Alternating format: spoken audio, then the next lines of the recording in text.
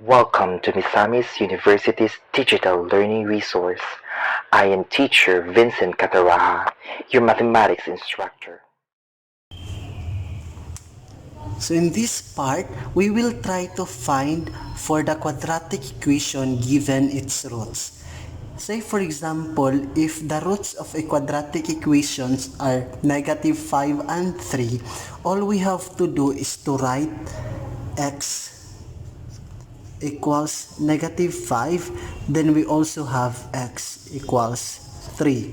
So if we have the roots of the quadratic equation which are negative 5 and 3, to solve for the equation, the very first step to perform is to transfer this negative 5 to the other side. That is the reverse process of the zero product property. So we have x plus 5 equals 0. So if we will transpose this negative 5 to the other side of the equation, it will become positive 5. For the second root, that is x equals 3, so we will have x minus 3 equivalent to 0. So after that one class, obtain x plus 5 and also x minus 3. So if we have this one, you rewrite. So you multiply x plus 5 to x minus 3 and you equate that one to 0. So we will be finding for the products of x plus 5 and x minus 3. So to find for the product, in this part, so we have x plus 5 times x minus 3 equals 0. All we have to do is to apply the FOIL method. We multiply the first terms, the x times x, so we have x squared.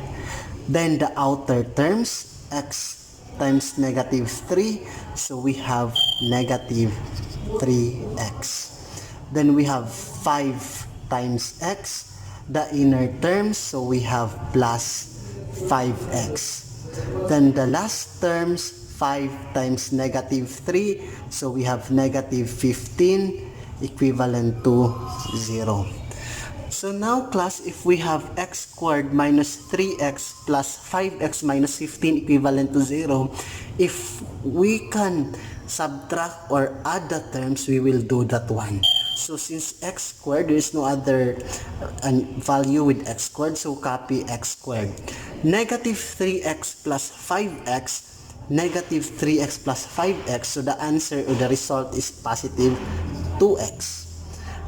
Do we have another constant? So wala. So we have negative 15 equivalent to 0. So make sure that our final answer is in standard form. So if the final answer is in the standard form, that is now the equation of the roots having negative 5 and 3. The final answer is x squared plus 2x minus 15 equivalent to 0. So if you have any questions, you can comment down below. Okay class, let's proceed to example number 2. If the roots of the quadratic equation are negative 1/3 and 5, find the equation. So if we have the roots that are negative 1/3 and 5, the very first step to perform in finding the equation is to write first the first given, which is x equals a negative 1/3 and x equals positive 5. So unlike in example number 1, we only have whole numbers. But in this example, one of the values of the roots is equivalent to negative 1/3, or it is in fractional form. So all we need to do is to apply cross multiplication. Diba this x, it has a denominator 1, am I right? So that you can easily apply the cross multiplication.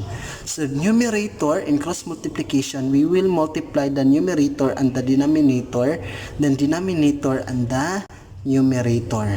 So x times 3, that is equivalent to 3x. equals 1 times negative 1, that is equivalent to negative 1. Our target is to isolate or equate the expression into zero.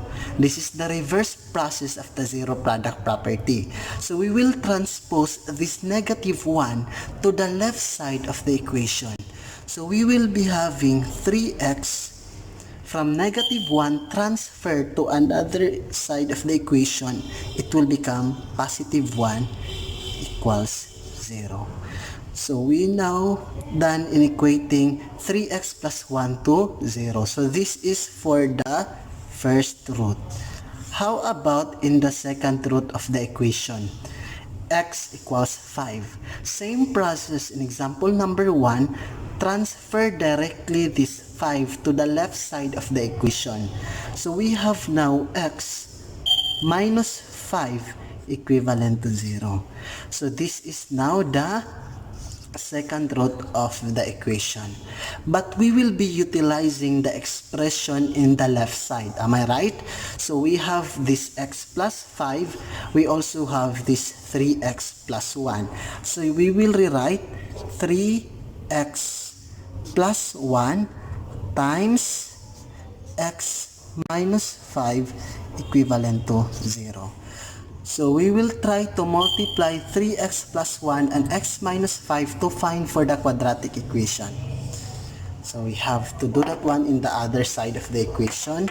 So we have to rewrite 3x plus 1 times x minus 5 equivalent to 0. So that is the equation. Now we will try to apply the FOIL method. Same in example number 1. First terms 3x times x. So the result is equivalent to 3x squared.